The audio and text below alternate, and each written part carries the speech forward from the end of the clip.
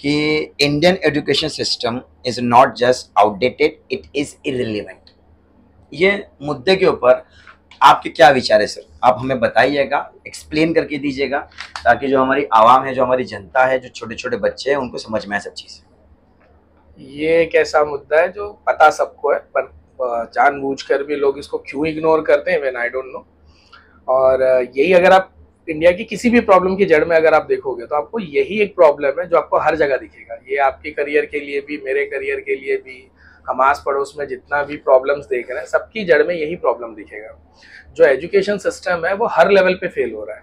हर level पे fail होने से मेरा मतलब है, ना आप अपने बच्चों को कोई कल्चरल एजुकेशन दे पा रहे हो, ना आप उनको कोई टेक्निकल एजुकेशन दे पा रहे हो, ना आप उनको कोई ऐसी स्किल सिखा रहे हो जिससे उनका जॉब इंश्योर हो सके। उनका फ्यूचर ऑलरेडी एकदम अनप्रिडिक्टेबल है, क्या होगा कैसे होगा। बाकी की दुनिया आने वाले फ्यूचर को देखकर प्लान कर रही है, उसके हिसाब से एजुकेशन सिस्टम में जैसे तैसे इम्प्लीमेंटेशंस लाए जा रहे हैं नई नई चीजों के। इंडिया बस ये सब करने से पीछे हट रहा है, पता नहीं क्यों। ऑब्वियसली आंसर हम सबको पता है, बट डायरेक्टली बोल देना भाई हो सकता है थोड़ा प्रॉब्लमेटिक हो जाए। तो इंडियन एजुकेशन सिस्टम में आज भी आपको वो चीजें पढ़ाई जा रही हैं जो आज से 50 साल पहले भी सिलेबस में थी। तो आप अगर कोई ऐसी चीज पढ़ा रहे हो जो 50 साल पहले, 60 साल पहले, 70 साल पहले सिलेबस में थी, तो क्या आप इनडायरेक्टली ये बोलना चाह रहे हो कि पिछले 50-60 सालों में दुनिया अपडेट ही नहीं हुई है? अगर दुनिया अपडेट हुई है तो मेरे दो बहुत सिंपल से सवाल है। पहला सवाल कि ये जितने भी अपडेट्स हैं ये हमारे ही एजुकेशन सिस्टम में क्यों नहीं हो रहे हैं?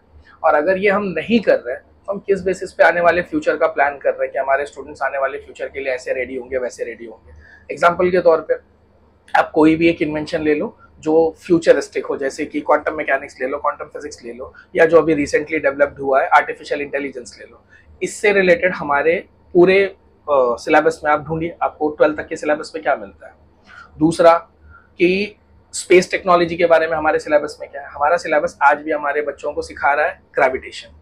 ग्रेविटेशन जो बच्चा हमारे यहाँ 9th में सीखता है वो 11th-12th में भी वही चीज पढ़े जा रहा है। ग्रेविटेशन के बारे में आप और कितना अपडेट करवाना चाहते हो? क्या ग्रेविटेशन से ऊपर की थियरी है ही नहीं फिजिक्स में? बाकी की दुनिया इन्वेंशंस पे इन्वेंशंस किए जा रही है और हमारे देश से एक सिंगल इन्वेंशन नहीं होता। तो क्या इसका कारण हमारा आउटडेटेड एजुकेशन सिस्टम नहीं है? इसके ऊपर हर कोई सिर्फ कोसना चाहता है, पर कोई नहीं है जो शांत दिमाग से बैठकर इसका सोल्यूशन ढूंढे। पहले तो लोग ये एडमिट ही नहीं करना चाहते। कोई भी, जितने भी मैंने अपने कलीग्स में भी बात की है, हर कोई बस ये बात करता है कि हाँ यार अपना सिलेबस फालतू है, हमारा सिलेबस ऐसा है वैसा है, पर कोई इसके पीछे कोई एक्शन नहीं लेना चाहता, ना ही कहीं पे कोई बात होती है। बच्चों का ऐसा है कि उनके दिमाग में भर दिया गया कितने परसेंटेज लाओ, जैसे तैसे पास हो जाओ। बच्चों की अपनी जो सबसे बड़ी लालच है वो ये कि कैसे तो भी टॉपर आ जाओ, क्लासेस के बोर्ड पे मेरा फोटो आ जाए, एरिया में मैं पॉपुलर हो जाऊं। तो हमारे स्टूडेंट जो मैक्सिमम डिजायर रखते हैं वो ये है। तो ना स्टूडेंट्स कुछ बोलना चाहते हैं। पेरेंट्स का ऐसा है कि वो किसी चीज के लिए बस कंसर्न जरूर है, अपडेटेड नहीं है। कंसर्न होने से काम नहीं चलता ना, आपको उस चीज के लिए पढ़ना पड़ेगा। अगर आप सिर्फ ये बोलोगे कि नहीं सर अब हम क्या कर सकते हैं, हम तो अनएजुकेटेड है, तो ऐसे दुनिया नहीं चलती। मैं ये आपको नहीं बोल रहा कि आप जाकर क्वांटम फिजिक्स सीखो, आप आर्टिफिशियल इंटेलिजेंस सीखो, या आने वाले टाइम के लिए जो भी स्पेस में हो रहा है वो सब सीखो। पर आप इतना तो कम से कम देख ही सकते हो ना कि जो भी हमारा बच्चा पढ़ रहा है क्या ये रेलेवेंट है भी आने वाले टाइम में। इसमें से कई सारी चीजें जो फ्यूचर में आउटडेटेड हो चुकी होंगी, तो आपका बच्चा पढ़ के ये करेगा क्या? तो ये सब बातें बस मैंने सुनी है कि लोकल लेवल पे हो जाता है, इसके पीछे कोई भी एक्शन लेने को तैयार नहीं है, और ना ही कोई बैठकर कोई सीरियस डिस्कशन हो रहा है। न्यू एजुकेशन पॉलिसी में भी मैंने देखा फैंसी बातें ज्यादा की गई हैं कंपेयर टू उन चीजों के जिससे कि कुछ ग्राउंड लेवल पे चेंजेस आ सके। तो वो वैसे ही रहेगा जैसा आज तक चलता आ रहा है। लोग बैठेंगे, बात करेंगे, मुद्दे निकलेंगे, मुद्दे वैसे ही खत्म होते रहेंगे। एक्शन के लेवल पे आपको कुछ भी देखने को नहीं मिलेगा। इसीलिए हमारा education system time by time irrelevant होता जा रहा है। तो क्या आपको लगता है कि यही वो रीजन है जिसकी वजह से जॉब की स्केर्सिटी हो रही है, लोगों को अच्छा जॉब नहीं मिल पा रहा है? इसका कोई रिलेशन बन सकता है? 100%। और जैसे जॉब का तो चलिए रीजन है, ये तो हर बात का रीजन है, बट मैं जॉब को कनेक्ट कर दे रहा हूँ। फॉर एग्जाम्पल अभी आने वाले टाइम में जॉब के लिए जो स्किल्स रिक्वायर्ड है, जैसे अभी मैं स्टूडेंट्स को भी ये सिखाता हूँ, बहुत सारे स्टूडेंट जो ये देखेंगे वो ये बताएंगे भी आपको कि ये बात सर ने लेक्चर्स में भी बताई है कि हमारे यहाँ आज भी हम लोग आईक्यू के लेवल पे डिस्कशंस कर रहे हैं कि कौन से बच्चे का आईक्यू कितना अच्छा है, जबकि 15-17 साल पहले ही दुनिया ईक्यू पे मूव हो चुकी है। बाकी की दुनिया में बच्चों का ईक्यू इंप्रूव किया जा रहा है। हमारे यहाँ आज भी लड़ाई आईक्यू को लेकर है कि कौन सा बच्चा ज्यादा से ज्यादा फॉर्मूले मगअप कर सकता है, कौन सा फॉर्मूला ज्यादा डेरिवेशंस को रट्टा मार सकता है। हमारे यहाँ आज भी कंपटीशन उसी को लेकर है। अगर आप देखोगे तो एक 97 वाले को हम इसलिए आगे नहीं समझते कि वो बहुत ज्यादा इंटेलिजेंट है, हम इसलिए आगे समझते कि उसको बहुत ज्यादा याद है। तो हमारे यहाँ मेमोराइजेशन आज भी सेंटर ऑफ एजुकेशन मिलेगा आपको। बट बाकी की दुनिया चली गई है ईक्यू पे। Now what is EQ? हमारे यहाँ पे हम आईक्यू के डेवलपमेंट पे लगे रहे कि बच्चा ज्यादा से ज्यादा मैथ सीख जाए, इंग्लिश सीख जाए, साइंस सीख जाए, फॉर्मूले ज्यादा से ज्यादा रट ले। बाकी की दुनिया ने बच्चों की ओवरऑल मेंटल हेल्थ पे काम किया है। वो उनका इमोशनल कोशेंट डेवलप कर रहे हैं। उनको पता है कि अगर आप एक इंजीनियर हो तो इंजीनियर बनने के बाद जब आप फैक्ट्री में जाओगे तो आप अकेले बैठकर पूरी फैक्ट्री को नहीं चलाओगे। You will be owing a team. आपके पास एक पूरी टीम होगी जिसमें 4, 6, 10, 20 लोग हो सकते हैं, और वहां आप क्या काम करोगे वो आपके खुद के इंजीनियरिंग के नॉलेज से ज्यादा डिपेंड करेगा कि आप उस टीम को कैसे हैंडल करते हो। So according to you sir कि वो स्किल ज्यादा इंपॉर्टेंट है आपके नॉलेज से? वही ज्यादा इंपॉर्टेंट है, क्योंकि अगर आप इंजीनियरिंग कर कर भी अगर आप किसी कंपनी को ज्वाइन कर रहे हो तो ये तो हम सब जानते हैं कि जो इंजीनियरिंग में आपने पढ़ा है आपकी वो कंपनी उस सेम प्रिंसिपल पे काम करती ही नहीं है। फॉर एग्जांपल अगर आपने ये माइक के बारे में आज जो पढ़ा है, पर जब आप 4 साल के बाद इंजीनियरिंग कंप्लीट करके किसी कंपनी में जाओगे तब तक तो ये माइक ही आउटडेटेड हो चुका होगा। तो जो भी कुछ मैंने माइक का आपको सिलेबस में पढ़ाया था उस टाइम पे तो वैसे भी रेलेवेंट नहीं होगा। तो वहां जाने के बाद आपको जो नॉलेज है ना उसकी ट्रेनिंग दी जाएगी। तो नॉलेज वाला पार्ट इतना इंपॉर्टेंट नहीं है, वो बस एक फॉर्मेलिटी है जो कंप्लीट करनी होती है। अगर आप एक इंजीनियर है, आप ऑटोमोबाइल इंजीनियर है, आप ऑटोमोबाइल इंजीनियर होने के बाद जब आप ज्वाइन करोगे तब तक हो सकता है 4 साल के बाद में वहां पे ईवी काम कर रहा हो। आपके सिलेबस में ईवी कहाँ है? तो हमने आपको कभी ईवी पढ़ाया ही नहीं। सर ईवी क्या होता है? Electronic vehicles. तो आप वहां पे जब आप जाओगे वहां पे इलेक्ट्रॉनिक व्हीकल्स चलेंगे। आप जिस कंपनी को ज्वाइन करोगे उस कंपनी का मेन फोकस होगा इलेक्ट्रॉनिक व्हीकल्स पे। आपको हम पढ़ा रहे थे डीजल वाला इंजन, पेट्रोल वाला इंजन, पढ़कर क्या गए हो? डीजल और पेट्रोल वाला इंजन।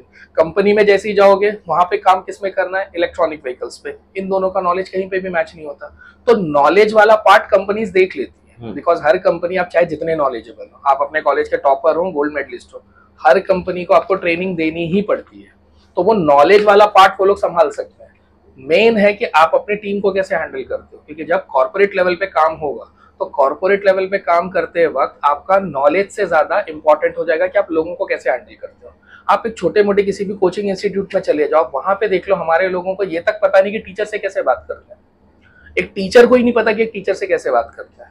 मुझे कई बार ये सब इंस्ट्रक्शंस दिए जाते हैं कि सर इंस्टीट्यूट में हम लोग आपके पर्सनल चीजों को नहीं देख सकते। जैसे रिसेंटली कहीं पे मेरा ही कुछ इशू हो गया था तो मुझे वहां के डायरेक्टर की तरफ से मैसेज आया है कि सर ये सब इंस्टीट्यूट का कंसर्न नहीं है, ट्रांसपोर्ट और ये सब।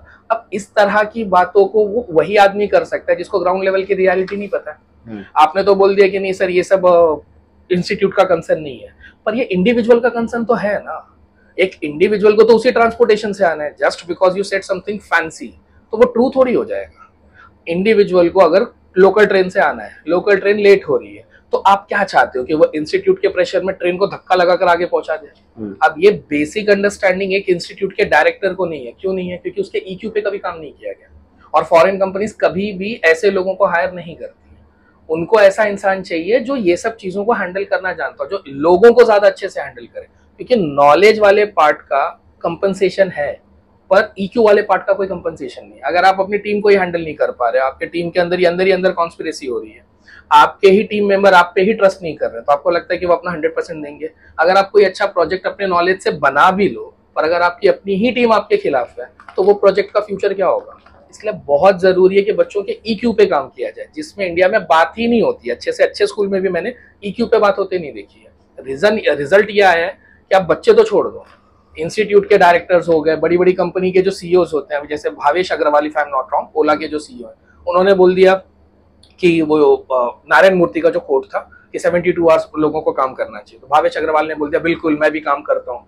अब ये भावेश अग्रवाल, मैं नारायण मूर्ति को एक बार में छोड़ सकता हूँ क्योंकि वो एज हो चुकी है उनकी, और वो जिस एरा से है उस एरा में ये चीजें अच्छी मानी जाती थी, तो मैं नारायण मूर्ति को एक बार छोड़ने के लिए तैयार हूँ, उनका स्टेटमेंट। पर भावेश अग्रवाल तो हमारी जनरेशन से, भाई साहब ने ना आओ देखा ना ताव देखा, स्टेटमेंट को उन्होंने बोल दिया कि आई सपोर्ट नारायण मूर्ति। किस बेसिस पे आप नारायण मूर्ति को सपोर्ट कर रहे हो? आप एक इतनी बड़ी कंपनी के सीईओ हो और आप बोल रहे हो कि 72 आवर्स काम करो।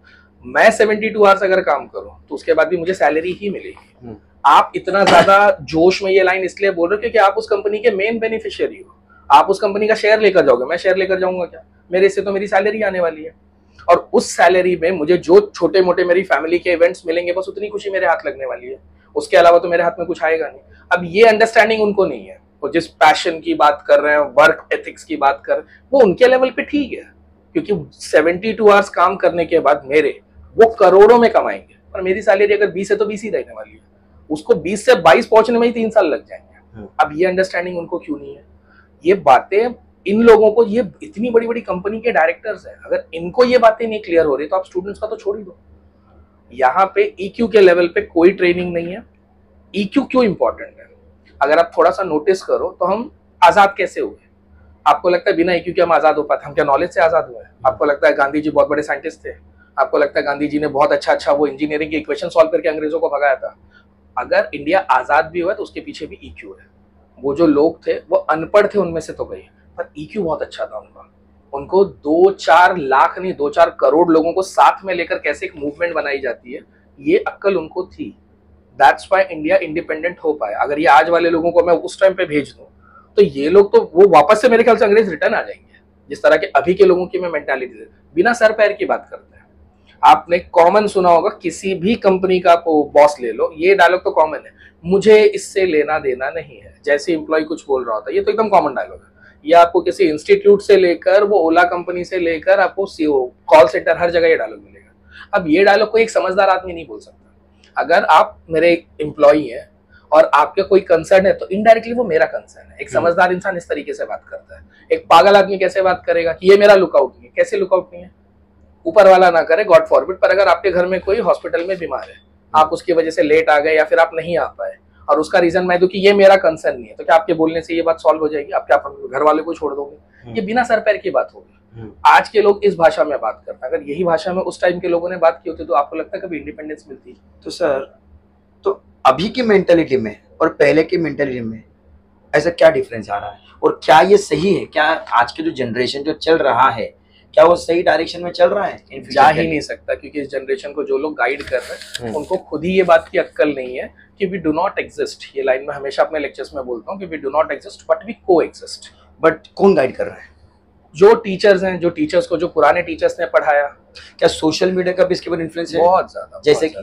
जैसे सोशल मीडिया आपको ये सिखा रहा है कि जो भी चीज में अगर आप अभी के अभी अच्छे हो तो फ्यूचर का पहले तो देखना छोड़ दो।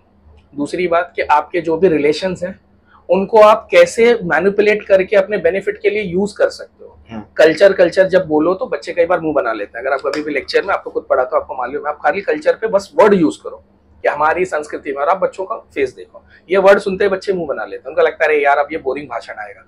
पर ये बच्चे ये नहीं समझना चाहते हैं कि ये जो इतनी लंबी सिविलाइजेशन हुई है ना, वो कहाँ हम लोग हड़प्पा संस्कृति में पत्थर से आग निकाल रहे थे, और वहां से लेकर जब आज हम लोग आर्टिफिशियल इंटेलिजेंस की बात कर रहे हैं तो वो पत्थर से आग जलाने से लेकर ये आर्टिफिशियल इंटेलिजेंस तक का जो सफर है ना, ये संस्कृति की वजह से ही पॉसिबल हो पाया। ये कल्चर की ही पावर है। We were cultured, that's why वहां से यहाँ तक इतना ग्रो कर पाए। ये civilization is the direct outcome of that culture. ये बात बच्चों को नहीं पता है। अब आज की तारीख में आप बता दो कल्चर के नाम पे हमारे पास क्या है? कोई भी कल्चर उठा लो, मैं सिर्फ अपने पारिवारिक कल्चर की बात नहीं बता रहा हूँ, कोई भी कल्चर उठा लो। फैमिली कल्चर जीरो हो चुका है, न्यूक्लियर फैमिलीज हो चुकी हैं। मुंह पे बोला जा रहा है कि नहीं भाई अब अगर हम बड़े हो गए we need a privacy. Privacy बुरी चीज नहीं है, I am also not against of that, पर जिस तरीके से वो मांगी जा रही है डोमिनेंट होकर, हक समझकर, पुराने टाइम पे भी ये चीजें दी जाती थी। मैं ऐसा नहीं बोल रहा हूँ कि मैं प्राइवेसी मांगना कोई गलत चीज है। मांगने का जो लहजा है ना, वो लहजा ये प्रूव कर देता है कि आपको अपने अधिकारों की ज्यादा चिंता है, और आपको इस बात की चिंता बिल्कुल नहीं है कि मैं अगर ऐसे बोलूंगा तो सामने वाले को ये चीज थोड़ी ऑकवर्ड लग सकती है। और ये बात आप बच्चों के साथ करके देखो, उनको लगेगा क्या फालतूगिरी है, अब जब ये चाहिए तो बोल दो डायरेक्ट। इसमें घुमा फिरा के, वो जो घुमा फिरा कर बोलने वाला तरीका था ना, उसी की वजह से रिलेशंस मजबूत होते थे। वो रिलेशन जब मजबूत होते थे ना, तभी जब गांधी जी ने आवाज लगा दी, भगत सिंह ने आवाज लगा दी, चंद्रशेखर ने आवाज लगा दी, तो लाखों लोग खड़े हो जाते थे। नमक की यात्रा के लिए गांधी जी निकले थे, सारे गांव वाले साथ में चलने चल के, सच में उनको नमक चाहिए था? इतनी बेवकूफ सी बात पे आप आज जरा 100 लोगों को इकट्ठा करके दिखाओ। आप कोई भी अपनी सोसाइटी की प्रॉब्लम लो और जरा 100 लोगों को बुला दो, अगर 100 लोग आपके साथ आ जाए तो नहीं आएंगे, क्योंकि आपने वो फाउंडेशनल लेवल पे वो पूरा का पूरा कल्चर ही गायब कर दिया है। कोई कल्चर किसने किसने गायब किया है? जितने लोग हैं हर किसी ने अपना अपना मतलब देखा। जैसे अभी एक कहानी है जो मैं अक्सर बच्चों को भी सुनाता हूँ कि एक राजा ने अपने गांव में अनाउंस कर दिया कि आज रात को गांव के हौद में हर एक घर से एक आदमी 1 लोटा दूध डालेगा। अगले दिन जब सुबह उठकर राजा ने हौद में देखा तो हौद में पूरा पानी से लबालब भरा हुआ था, क्योंकि रात में हर आदमी ने यही सोचा कि बाकी के सारे लोग तो दूध डालेंगे, तो अगर मैं अकेला पानी डाल दूं तो कैसे पता चलेगा। दिक्कत ये कि हर आदमी ने यही सोचा। यही हाल सोसाइटी का है कि हर कोई किसी और को रिस्पॉन्सिबल समझ रहा है प्रॉब्लम्स के लिए। टीचर को लग रहा है पुलिस प्रॉब्लम है, पुलिस को लग रहा है वकील प्रॉब्लम है, वकील को लग रहा है जज प्रॉब्लम है, जज को लग रहा है पॉलिटिशियन प्रॉब्लम है, पॉलिटिशियंस को लग रहा है ब्यूरोक्रेट्स प्रॉब्लम है। हर कोई ब्लेम गेम में उलझा हुआ है। हर किसी को लग रहा प्रॉब्लम किसी और की वजह से, मेरी वजह से नहीं है, मैं तो सब कुछ ठीक ठाक कर रहा हूँ। हम कहीं पे भी कलेक्टिवली बैठकर कोई भी डिसीजन लेने को ही तैयार नहीं। डिसीजन तो छोड़ दो, बहुत बड़ी बात हो जाएगी। हम कलेक्टिवली ये एडमिट ही करने को तैयार नहीं कि हमारी वजह से भी कोई प्रॉब्लम है। अगर आप कहीं पे कचरा फेंको और अगर वहां पे आपको डस्टबिन ना दिखे तो आप सीधे सीधे म्युनिसिपल कॉर्पोरेशन के ऊपर बड़ा सा लेक्चर झाड़ना शुरू कर दोगे, जबकि आप चाहते तो थोड़ा आप भी मैनेज करके उस कचरे को थोड़ी दूर एक्स्ट्रा चलकर आप चाहते तो डिस्पोज कर सकते थे, पर उतना लंबा आप नहीं चलोगे। आप तुरंत ब्लेम गेम खेलोगे और दूसरे को ब्लेम करके खुद को फ्री कर लोगे। अब यही हमारा कल्चर हो चुका है। ब्लेम गेम ही हमारा रियल कल्चर। वो सब कोई आप कोई भी बात निकालो, कोई भी मुद्दा निकालो, किसी के भी सामने निकाल, देख लेना उसके पास कोई ना कोई होगा ब्लेम करने के, और वो ब्लेम करके खुद को सेटिस्फाई कर लेता है। क्योंकि अब आप सॉल्यूशन ढूंढ ही नहीं रहे हो, आपको सॉल्यूशन नहीं चाहिए। आप सिर्फ ये चाहते हो कि कैसे तो भी इस बात पे मैं बोलूं। ये जो अभी इस वक्त चल रहा है, ये फॉर्मेट मैं पसंद नहीं करता, आप भी जानते हो, मैंने इतने साल ये सब नहीं किया, बट अब यही फ्यूचर है, इसलिए अब जाकर ये फॉर्मेट पे आकर ये सब कुछ बोलना पड़ा। इतने साल मैंने अपनी लाइफ को प्राइवेट रखा, यही नॉलेज मैंने आप लोगों को हमेशा प्राइवेटली दिया। आज ये पब्लिकली देने का लॉजिक भी यही है कि ये जो हो रहा है ना, ये पॉपुलैरिटी अब लोगों को ये ज्यादा इंपॉर्टेंट लगती है कंपेयर टू सोल्यूशन। तो अगर मुझे कहीं पे डस्टबिन नहीं दिखा तो इंस्टेड ऑफ कि मैं वो कचरा कहीं और फेंक दूं, या इंस्टेड ऑफ कि मैं कंप्लेंट डाल दूं कि वहां पे डस्टबिन आ जाए, इससे ज्यादा मेरे लिए इंपॉर्टेंट है कि क्यों ना मैं इसी बात पे वीडियो बना के उसको लाइक शेयर कमेंट करवा के पॉपुलैरिटी ले लूं। अब लोग प्रॉब्लम्स का सॉल्यूशन नहीं चाहते हैं। अभी मैं इंटरनेट पे देखता हूँ कुछ लोग डोनेट करने जा रहे तो उसका वीडियो बना ले रहे हैं। अब आप किसी को डोनेट कर ही रहे थे तो कर देते। ये तो सदियों से है कि डोनेशन हमेशा प्राइवेटली किया जाता है, और आपके डोनेशन दिखाने से क्या हो जाएगा। अगर चलो, मैंने इसका ये भी रिप्लाई सुना, कई लोग बोलते हैं कि ठीक है ना, एटलीस्ट इसी के बहाने किसी की मदद तो हो रही है, मैं मानता हूँ, चलो ये भी ठीक है। इससे होता क्या है ना कि आपने किसी को 100 रुपए दिया, उसका वीडियो बना लिया। आप ये सोच रहे हो कि अब हो सकता है मेरे से इंस्पायर होकर कुछ और लोग आएंगे और औरों को भी 100 रुपए देंगे। ये होगा, ये मैं भी मानता हूँ कि इससे कुछ लोगों का फायदा तो जरूर होगा, और भी लोग इससे इंस्पायर होंगे, वो भी आके डोनेट करेंगे। पर इसमें जो आपका कोर इंटेंशन है ना, वो इंटेंशन ही गलत है। इंटेंशन मदद का है ही नहीं है, इंटेंशन उस वीडियो का है। तो बेसिकली आप किसी की मदद करने नहीं गए थे, आप एक प्रोडक्ट लेने गए थे जिसको आप आगे चलकर बेचोगे। वो जो वीडियो है ना, वो आपका प्रोडक्ट है, अब आप उस वीडियो को ही बेचने वाले हो।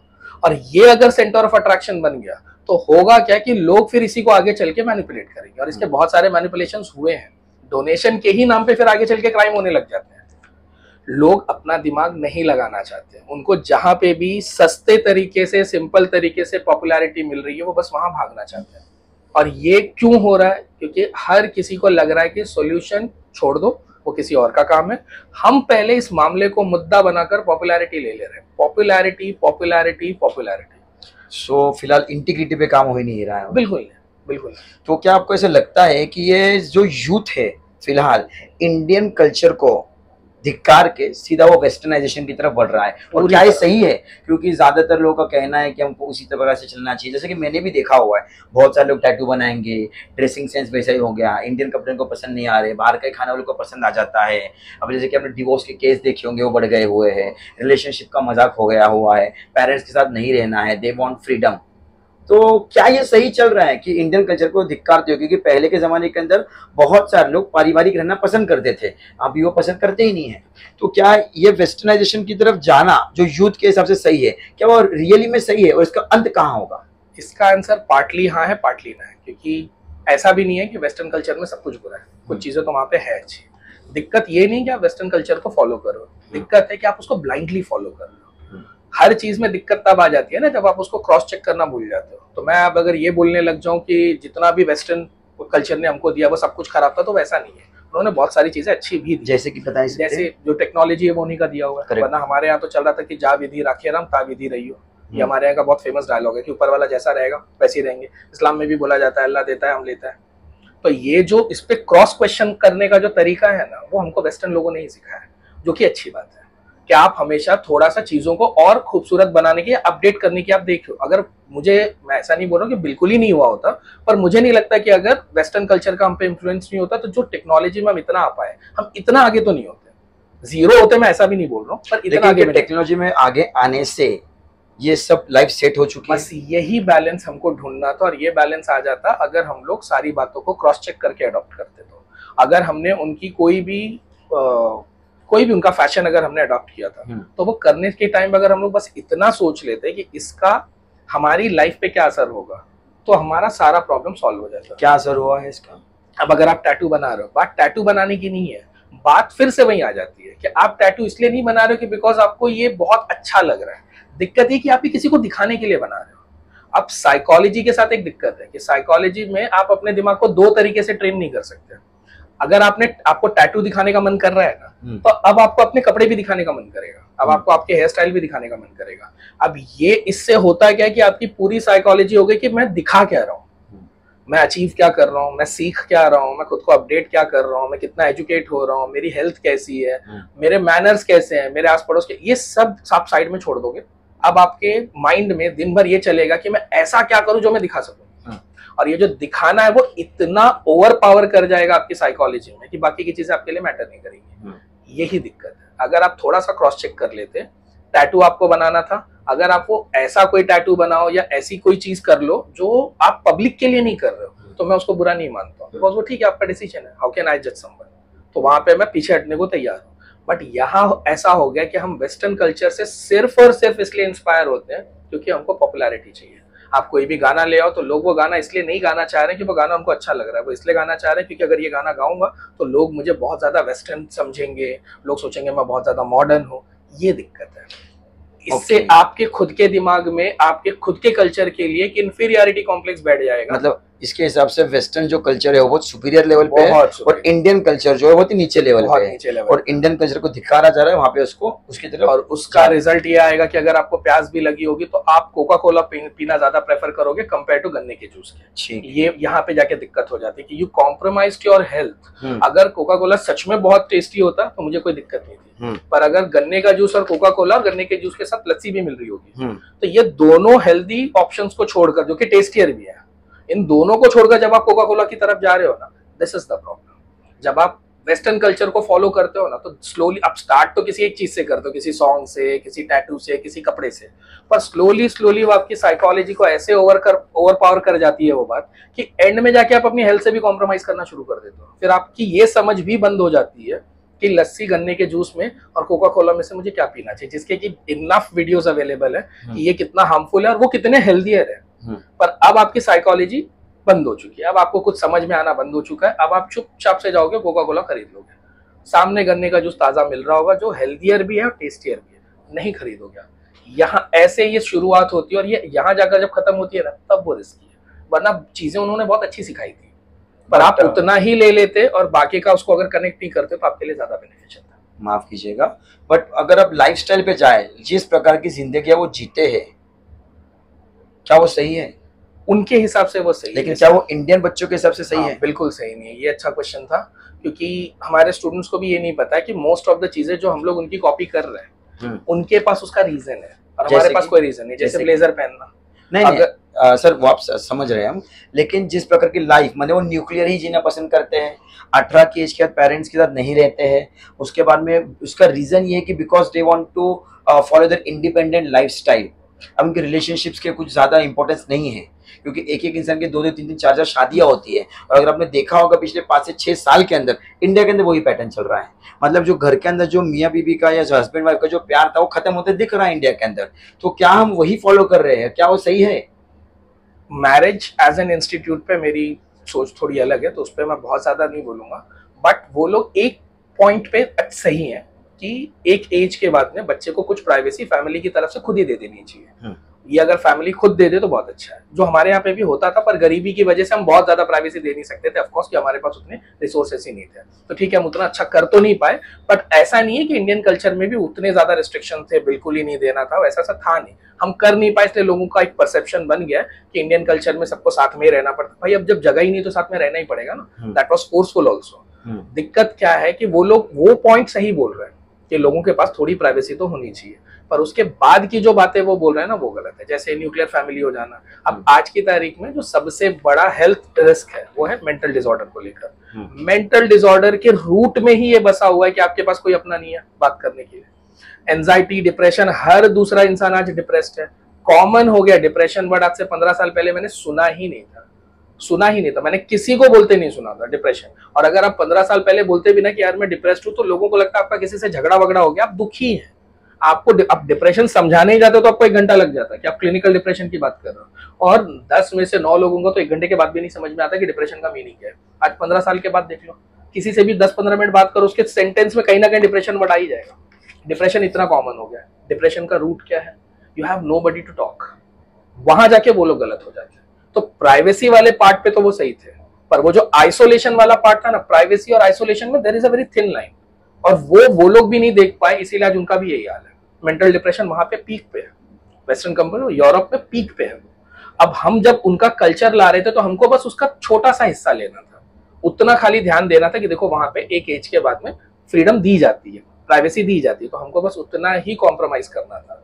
हमने क्या किया, हमने पूरा ही उनका उठाकर रख लिया कि नहीं वो प्राइवेसी के लिए न्यूक्लियर ही हो जाते हैं। हुआ क्या कि जब आप वो गुलाब लाओगे तो कांटे साथ में आएंगे, तो वो हम लोग देखना भूल गए, गुलाब के चक्कर में कांटे ले आए। कांटे ये हैं कि अब हम सब भी आइसोलेट हो चुके हैं, घर में फैमिली कल्चर का ना होना इज द बिगेस्ट रीजन कि छोटे छोटे बच्चे आजकल एंजाइटी डिप्रेशन वर्ड यूज करने लग गए। पहले क्या एग्जाम्स नहीं होते थे? पहले क्या बच्चे फेल नहीं होते थे? क्या पहले बच्चों को जॉब वगैरह का इशू नहीं आता था?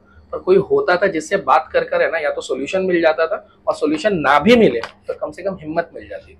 कोई होता था जो धीरज दे देता था, साहस दे देता था, तो बच्चा सोचता था ठीक है चलो अगली बार कर लेंगे। अब वो लोग ही गायब हो गए। अब जिस इंसान से आपने साल भर में बात नहीं किया, 2 साल 3 साल से आपने बात नहीं की, बुरे वक्त में आप थोड़ी जाके उसके पास बैठ जाओगे कि नहीं I am so much in tension.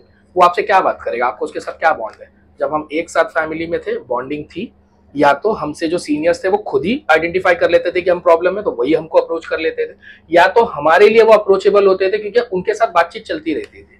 अब ऐसा हो गया कि आप बस व्हाट्सएप पे गुड मॉर्निंग मैसेज भेज दो, इतना ही रिलेशन रह गया। तो हर बात के 50-50 वाले चांसेस है। कुछ परसेंट वो लोग अच्छा कर रहे थे, वो हमने लिया, वो ठीक किया, पर उसके बाद की चीजों को हमको थोड़ा सा सेंसरशिप लगानी चाहिए थी, देखना चाहिए था कि ये भी लेना जरूरी है क्या, वो हमने नहीं देखा। जो मैंने थोड़ी देर पहले ही कहा था, फॉलो करना बुरी बात नहीं है, ब्लाइंडली फॉलो करना बहुत बुरी बात है। हमने उनको फॉलो किया, ये गलत नहीं किया, बहुत सारे इंप्रूवमेंट उनकी वजह से आए। ब्लाइंडली फॉलो किया, बस ये गलत कर दिया। अब वही हो रहा धीरे धीरे ये जो आइसोलेशन है, ये जो न्यूक्लियर फैमिलीज है, अब हमारे यहाँ कॉमन हो चुका है डिप्रेशन, और ये अभी और बढ़ेगा। वो जो एक लाइन थी जिसकी जो इंडियन कल्चर बहुत अच्छे से लगा लेती थी, जिसकी वजह से हम लोग इतना लंबा सिविलाइज्ड हो पाए, वो लाइन के डिमिनिश होने के पीछे रीजन यही है, ब्लाइंड फेथ। किसी भी चीज में ब्लाइंड फेथ रखोगे, वो अच्छी ही क्यों ना हो, वो आपको at the end disastrous result देगी ही देगी। मैंने और एक चीज नोटिस की है कि जो टीनेज के बच्चे होते हैं, एज मैं भी टीचर हूँ, तो 14 के बाद के जो बच्चे हैं, एज वो इमेच्योर है, उनका 110% ये कहना है कि पेरेंट्स गलत है, और पेरेंट्स का ये कहना होता है कि बच्चे गलत है। तो एग्जैक्टली इसके अंदर सोल्यूशन क्या है? एग्जैक्टली गलत कौन है, सही कौन है? ये प्रॉब्लम में तो मैं 50% सच मानता हूँ कि पेरेंट्स गलत है। जैसे क्योंकि इंडियन एजुकेशन सिस्टम या इंडियन कल्चर में भी हमेशा माँ बाप को भगवान की तरह दिखाया गया है, जो कि मैं अगेंस्ट में नहीं हूँ, विच इज ठीक है, अच्छा है, अगर एक कल्चर बनाना है तो ठीक है। बट इससे होता क्या है ना कि हर पेरेंट एजुकेटेड नहीं है, तो हर पेरेंट भगवान बनने के लायक नहीं है। जो एजुकेटेड पेरेंट्स हैं, जो समझते हैं कि नहीं अगर बच्चे की ये एज हो गई है तो इसकी ये डिमांड होगी, तो मुझे उसको इस तरह से डील करना चाहिए, वहां तक तो मैं मानने को तैयार हूँ। पर कई पेरेंट्स ऐसे जिनको बच्चे की हर डिमांड ही इलॉजिकल लगती है। अब वो बच्चा वर्ड ही अपने आप में एक आंसर है। जब आप बोलते हो ना कि देखो ये बहुत इलॉजिकल बात कर रहा है, तो वो जो आप उसको बच्चा बुला रहे हो ना, दैट इज द आंसर। बच्चा है तो इलॉजिकली बात करेगा ना। पर ये बात कुछ पेरेंट्स समझते हैं, कुछ पेरेंट्स नहीं समझते।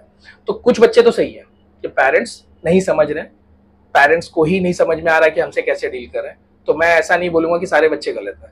और कुछ पेरेंट्स भी सही है कि बच्चे अब बहुत ज्यादा, इंस्टाग्राम कोई छोटा मोटा प्रॉब्लम नहीं है, इंस्टाग्राम आपकी पूरी साइकोलॉजी ही बदल सकता है। तो पेरेंट्स भी सही है कि अब बच्चे बिल्कुल नहीं सुनते। सॉल्यूशन सिंपल में ये है कि पेरेंट्स अगर खुद रेडी नहीं है तो उनको बच्चे नहीं पैदा करने चाहिए। ये बहुत फालतू बात मैं बोल रहा हूँ, पर जब आप ठंडे दिमाग से बैठकर सोचोगे तो आपको ये पता चलेगा कि इसका और कोई सोल्यूशन ही नहीं है। इसका सिंगल सॉल्यूशन है कि हर वो पेरेंट जो बच्चे पैदा करने वाला है वो पहले अपने लिए कुछ ट्रेनिंग ले। बच्चा पैदा करना आपकी बायोलॉजिकल प्रिविलेज है, बट वो उस प्रिविलेज को आप अगर ऐसे यूज करोगे कि yes I can produce a child, that's why I will produce, तो फिर ये होता रहेगा। आपने इसके पहले कभी सोचा क्या कि जब जो बच्चा पैदा होगा उसकी अपनी एक मेंटालिटी होगी। हो सकता है वो क्रिकेटर बनना चाहे और आपको क्रिकेट से नफरत हो सकता है वो सिंगर बनना चाहे आपको सिंगिंग से नफरत हो, तो क्या उस केस में आप उसको झेलोगे? क्या उस केस में आप उसको सपोर्ट करोगे? ये सब आपने सोचा नहीं। आपने सोच लिया कि नहीं, अब जब मेरा बच्चा है तो जैसे मैं बोलूंगा वैसा करेगा। तो हमारे यहाँ पे पेरेंट्स कम है, गार्जियन कम है, वो डिक्टेटर ज्यादा है। वो उन्होंने अपना अपना साम्राज्य बनाया हुआ है, वो उनका घर नहीं होता, वो उनका पूरा साम्राज्य है, वो उस घर के राजा हैं, मम्मी रानी हो जाती है और वो बच्चे जो है वो प्रजा है। तो ये वाला जो उनका माइंडसेट है ना, ये ज्यादा डिजास्टरस है। अगर आप इस तरीके से बच्चों को टैकल करोगे तो आज की जनरेशन में प्रॉब्लम आएगी, क्योंकि पुरानी जनरेशन के पास नॉलेज नहीं था। आज की जनरेशन के पास नॉलेज है, इंस्टाग्राम गूगल उनको सब कुछ बता देते हैं। अब आपकी कोई ट्रेनिंग है नहीं, आपको नहीं पता बच्चों से बात कैसे करते हैं, बस आपने पैदा कर दिया तो आपको लग रहा है कि मैंने जब ऑर्डर दे दिया तो ही और शी मस्ट फॉलो इट। नहीं चलता ना ऐसा। पुराने बच्चों के पास नॉलेज नहीं था तो ब्लाइंडली फॉलो कर लेते थे, आपके बच्चों के पास उसके आंसर्स होते हैं। तो आपको पहले अपनी ट्रेनिंग कर लेनी चाहिए बिफोर प्रोड्यूसिंग अ चाइल्ड। और अगर आप ऐसा है कि चाइल्ड प्रोड्यूस करने के बाद आप बोलोगे कि देखो वो नहीं सुन रहा, तो ऑफकोर्स वो बच्चा है, उसके पास नहीं है अक्ल। आपको वो तरीके ढूंढने पड़ेंगे कि आप उसको कैसे कन्विंस करोगे अपनी बात के लिए, उसको सही और गलत का फर्क कैसे समझाओगे। और अगर आपका ऐसा बोलना है कि सर अब मैं ये सब नहीं कर सकता, तो ये सब आपको बच्चा पैदा करने से पहले प्लान करना था। इसके बाद तो फिर कोई कुछ नहीं कर सकता। चलो वर्स्ट एक और इसमें जोड़ देता हूँ कि वर्स्ट केस में अगर कोई पेरेंट ये बोल दे कि सर अब जो है सो है, अब मैं कुछ नहीं कर सकता, मुझे इतना अक्ल नहीं थी, अब आपकी बात सुना तो ऐसा लग रहा है कि हाँ यार ये सब तो पहले से ट्रेनिंग लेनी चाहिए थी, पर अब क्या करूं, अब तो बच्चे नहीं सुनते। ठीक है, आपको नहीं आता समझाने, कोई बात। सोसाइटी में कोई तो होगा, काउंसलर्स अवेलेबल है आजकल, उनके टीचर से आप बात करो। हो सकता है बच्चे की किसी टीचर से अच्छी बनती हो, उस बच्चे को उसके टीचर के थ्रू समझाने लगा हुआ, काउंसलर के पास लेकर जाओ। फैमिली में अगर कोई उसका हो बड़ा, उससे उसकी बात करवाओ। ठीक है, अगर आपकी उससे नहीं जमती तो आप एटलीस्ट अप्रोच तो करो उसको समझाने के लिए, इंस्टेड ऑफ कि मैं ये बोल रहा हूँ और ये नहीं सुन रहा है। ये वाला जो माइंडसेट है ना कि नहीं ये मेरी बात नहीं सुनता, दैट्स वाई ये एक बुरा बेटा है, आपने सीधे सीधे डिक्लेयर ही कर दिया, ये बहुत हॉरिबल है। और ये बच्चे और पेरेंट्स में से आप खुद सोचो, दोनों में से अगर कहीं से सोल्यूशन लाना है तो क्या वो सोल्यूशन बच्चे की तरफ से आ सकता है? उसके पास तो अक्ल ही नहीं है ना। सोल्यूशन आना है तो पेरेंट्स की तरफ से ही आएगा। तो अगर आपको नहीं भी आ रहा है तो और भी तो तरीके हैं ना बच्चे को समझाने के, आप वो सब तरीके ढूंढो। ठीक है सर, देखिए आपने जो कहा, जो सोसाइटी चल रही है उसके हिसाब से जहाँ तक मेरी समझ है, ये गिव एंड टेक रिलेशनशिप होता है दो लोगों का। बिल्कुल। अभी पेरेंट बने हैं, ट्रेनिंग लेना है, बच्चे पैदा करना है, उनको 20-21 साल तक सपोर्ट करना है, उनके सारे सपने पूरे करने हैं। उनके सपने पूरे करने के लिए अपने जो पूरे एज ए पेरेंट्स के सपने हैं, उनके कपड़े वगैरह है, खाने वगैरह सब त्याग करना, सब उनके हिसाब से चलना है। फिर उसके बाद में ये जो बच्चे आजकल के जो बोल रहे हैं कि मुझे अलग रहना है, मैं तुम्हारे साथ नहीं रहना चाहता हूँ मैं, उसके बाद में ज्यादातर अगर आप रिसर्च करेंगे तो मुंबई के अंदर भी और बाहर भी वृद्धाश्रम बहुत बन रहे हैं। उन्हीं की प्रॉपर्टी लेकर उन्हीं को घर से निकाला जा रहा है। ये जहां तक आपको पता होगा रेमंड के साथ, जो मालिक है, उनके साथ भी हो चुका है। तो अब इसके बारे में क्या कहना है? क्योंकि ज्यादातर जो ये आज इंटरव्यू हुआ है इसके अंदर बच्चे के साइड से हुआ कि बच्चे के लिए माँ बाप को चेंज होना है, लेकिन चेंज होने के बाद जब आगे जाते हैं, ये इंडियन कल्चर में बढ़ चुका है माँ बाप के साथ हिंसा, गाली गलौज, घर से बाहर निकालना, वृद्धाश्रम भेज देना। तो इसके बारे में हमें आप बताइए कि इसके बारे में ज्यादा ज्ञान दीजिएगा ताकि लोगों को यहाँ पे ये समझ में आ जाए कि पेरेंट जो आप भगवान नहीं मान रहे हो, पैदा करके पूरा सेक्रीफाइस किया, अब पलट के बच्चों का भी तो सेक्रीफाइस करने का फर्ज बनता था, वो कर ही नहीं रहे हैं। तो उसके बारे में बताइए। स्टार्टिंग में मैंने इसका आंसर दे दिया था। अच्छी बात यह कि मैं कोई भी बात जो बहुत एकदम स्ट्रेट फॉरवर्ड तरीके से बोल देता हूँ, जो सुनने में बहुत हल्की लगती है। अगर जो कोई भी मानता है कि मुझे अगर थोड़ा बहुत भी नॉलेज है, तो मैं जो बहुत सरल तरीके से बोल देता हूँ ना, एक्चुअल आंसर वही होता है। दिक्कत ये है कि मैं बहुत इजीली बोल देता हूँ तो लोगों को लगता है यार ये तो सुना हुआ है, ये थोड़ी आंसर है। लोगों को आंसर भी थोड़ा बहुत ढैन टैन के साथ चाहिए होता है। अब इसी चीज को मैं फिर से एक्सप्लेन करता हूँ। फर्स्ट ऑफ ऑल, रेमंड का जो केस हुआ था, गौतम सिंघानिया का केस था, तो उन्होंने अपने बाप की पूरी प्रॉपर्टी ले होकर उनको घर से तक निकाल दिया और उन्होंने उनको रेंट वगैरह देने से भी इनकार कर दिया था। तो ये अब जबकि भाई साहब इतने पैसे वाले, तो उनको ये करने का क्या लॉजिक है मुझे नहीं पता। रिसेंटली लल्लन टॉप करके एक चैनल है, उस पर एक बहुत बड़े इंडस्ट्रियलिस्ट आए थे, उनका नाम मैं भूल गया हूँ, तो उन्होंने भी यही बोला है। तो उनसे पूछा गया कि आपने काम के इतने जुनून में ऐसा नहीं लगता कि आपने फैमिली सैक्रिफाइस कर दी? और ये लल्लन टॉप के इंटरव्यू में आए तो मतलब ये कई हजार करोड़ के मालिक होंगे। तो इतना बड़ा आदमी बोल रहा है कि नहीं, मतलब फिर बच्चों से बात बंद हो गई, फैमिली टूट गई। तो वहां पे भी वही सेम सीन था जो गौतम सिंघानिया का था। रीसेंट केस है कि 3 दिन पहले कोई एक आर्मी ऑफिसर है, उन्होंने अपनी सारी संपत्ति एक मंदिर को डोनेट कर दिया, क्योंकि उन्होंने रीजन दिया क्योंकि मेरे घर में मुझे बहुत ज्यादा बुरे तरीके से ट्रीट किया जा रहा था। पूरी संपत्ति ही मंदिर को डोनेट कर दी। 2 या 3 दिन पुराने केस है ये। अब ये सब होने के पीछे है ना रीजन फिर से वही है, EQ। अगर आपने लोगों का EQ डेवलप किया होता, अच्छा यही प्रॉब्लम मैं ऐसा नहीं बोल रहा कि बिल्कुल नहीं थी, पर आजादी के टाइम पे कम क्यों थी? क्योंकि आजादी के टाइम पे ना देयर वाज अ लीडर जो आपको फैमिली वैल्यू सिखा रहा था। गांधी जी को देखने के बाद माँ बाप को भी नहीं सिखाना पड़ता था कि उनको बच्चों के परवरिश कैसे करनी है, बच्चों को भी नहीं सिखाना पड़ता था कि आपको माँ बाप को कैसे झेलना है। हाँ, कुछ तो खराब निकले ही होंगे, उस टाइम पे भी होंगे, ऐसा नहीं कि उस टाइम पे सारे बच्चे सुधर गए होंगे गांधी जी को देखकर, पर ये रेशियो बहुत कम था उन बच्चों का जो अपने माँ बाप को वृद्धाश्रम तक जाने देते। उसका रीजन था कि देयर वाज अ लीडर, एक ऐसा लीडर जो EQ सिखा रहा था आपको। भले उसने वो ये टर्म यूज नहीं किया, पर वो आपके ब्लड में डाल चुका था कि देखो फैमिली वैल्यू सिस्टम क्या है। आज की तारीख में बच्चे और माँ बाप दोनों में वो एजुकेशन गायब है। अब दोनों में गायब है। आपने 20-21 साल तक अपने बच्चे को जैसा उसके जितने भी ड्रीम्स आपने कॉम्प्रोमाइज करवाए हैं, उसको कॉमर्स लेना आपने साइंस लिवा दिया, उसको साइंस लेना आपने क्रिकेट में डाल दिया, क्रिकेट में जाना है आपने सिंगिंग में डाल दिया, तो ये जो आपने उसको टॉर्चर किया है, first of all you lost your value. वो 20-21 साल तक इसलिए चुप था क्योंकि वो इस पोजीशन में नहीं था आपका बच्चा कि वो आपके सामने रिटेलिएट कर सके, तो 20-21 साल तो उसने झेला, पर वो गुस्सा उसके मन में था, पहली बात। दूसरी चीज की उसको भी तो EQ नहीं सिखाया गया ना, उसको भी ये नहीं पता है कि we do not exist but we coexist. हम सब अपने आप को इंडिविजुअल लेवल पे देखने लग गए हैं। हम सबको लगता है कि हम ही दुनिया है और हमको लगता है कि हम सरवाइव भी कर लेंगे। यही एजुकेशन अगर आपने पेरेंट को दे दिया होता और अगर पेरेंट ने अपने बच्चे को दिया होता तो ये नौबत कभी नहीं आती। ये एजुकेशन पेरेंट में ही नहीं था, पेरेंट में नहीं था तो बच्चे में कहां से आएगा? जब बच्चे में नहीं होगा तो फिर बच्चा यही सोचेगा कि मैं सफिशिएंट हूं। जैसे आपको एक बहुत चौंकाने वाला आंकड़ा बताता हूँ, यूपीएससी के लेक्चर्स में मैंने ये बात बताई भी थी कि most of the rapist around two 78% का आंकड़ा है कि जब मोस्ट ऑफ द रेपिस्ट का आप आंकड़ा उठाओगे तो 78% लोग रेपिस्ट इसलिए बने क्योंकि उनको बचपन में मम्मी दादी नानी का प्यार नहीं मिला। अब ये आज के जनरेशन को आप नहीं बताओगे तो उनको लगेगा दादी नानी की जरूरत ही क्या है। जब ये बात आप उनको बताओगे तब उनको लगेगा कि वो जो घर में वो बुढ़ी बैठी होती है ना, जो आपको बहुत जान पे आने लगती है बुढ़ापे में, आपको नहीं पता कि वो आपके बच्चे का फ्यूचर है। जो बच्चे बचपन में दादी नानी के साथ पलते बढ़ते हैं ना, उनको फीमेल बॉडी का अट्रैक्शन खत्म हो जाता है क्योंकि उनको फीमेल बॉडी एक प्लेस ऑफ सिक्योरिटी लगती है। वो जगह उनको लगती है जहां पे जाके वो दुनिया में सबसे ज्यादा सिक्योर है, जहां पे उनको सबसे ज्यादा प्यार मिल रहा है। उनके लिए वो बहुत सीक्रेट प्लेस है। अब दादी नानी हट गए, जो मम्मी है वो मम्मी खुद वेल ट्रेंड नहीं है बच्चे के हर सवाल का जवाब देने के लिए, प्लस काफी मॉडर्न भी है, तो अब वो खुद अपनी मॉडर्नैलिटी में अपने बच्चे को क्या कल्चर सिखा पाएगी।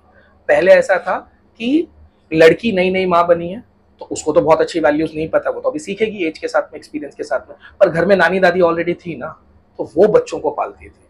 आपने ये सब हटाया, आपने फैमिली वैल्यूज हटाई, फैमिली कल्चर खराब किया, रिजल्ट आपके सामने है। अब आपके बच्चे को सिखाने और समझाने वाला कोई बचा ही नहीं है।